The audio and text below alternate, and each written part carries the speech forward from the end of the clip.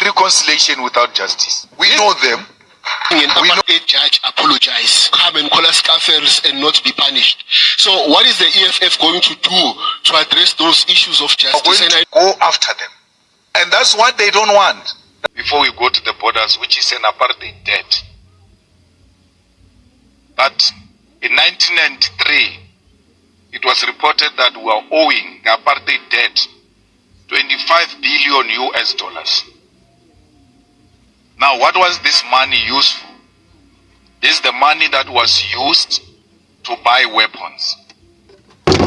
If you remember, and Comrade Carl Niehaus will know that much better than all of us because he was in the struggle against apartheid.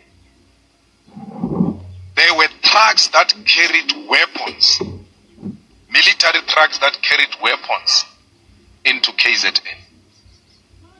And those weapons were procured with this apartheid debt. The aim of those weapons was to kill the people of South Africa. We defeated apartheid in 1994 politically. We also managed to get the UN to declare apartheid crime against humanity. Which means everything else that came with apartheid is unjustifiable and therefore have to be dismantled. They allowed us to dismantle the parliament, to remove the president, to remove ministers, to remove anything that symbolizes apartheid. But they never allowed us to cancel the apartheid debt. Because for generations, we must be indebted to international financial institutions.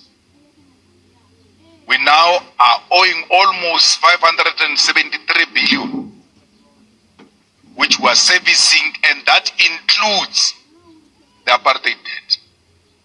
So if you minus the apartheid debt to our foreign debt, then we save a lot of money which can be used in our social responsibility programs. The immediate thing we are going to do when we take over government is to demand that the International Court of Justice should declare the apartheid debt invalid, because you can't pay for people who are coming to kill you. It's unreasonable, it's unthinkable, and we're being made to carry responsibility that is not ours. There being no reconciliation without justice. And I've seen a video of you, CIC, making an apartheid judge apologize. And there are laws in Germany, for an example, that speaks directly to those issues of discrimination and racism. In South Africa, we have something called criminal injuria, and it's not very specific. That is why somebody can come and apologize for apartheid or colonization, or come and call us kafirs and not be punished. So what is the EFF going to do to address those issues of justice? And I know in Germany, they arrested a 103-year-old in 2022, who was 22 years then, during those times of the Holocaust.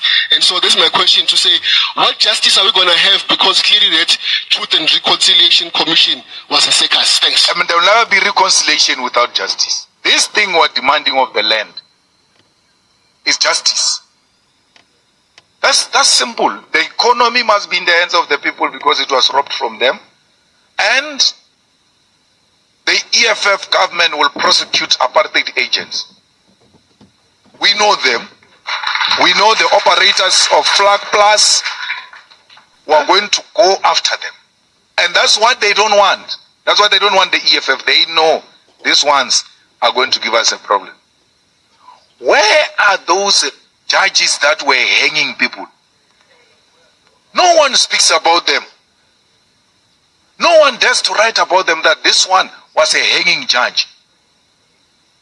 A hangist of note. And that's justice. That's justice, to go and look for these people.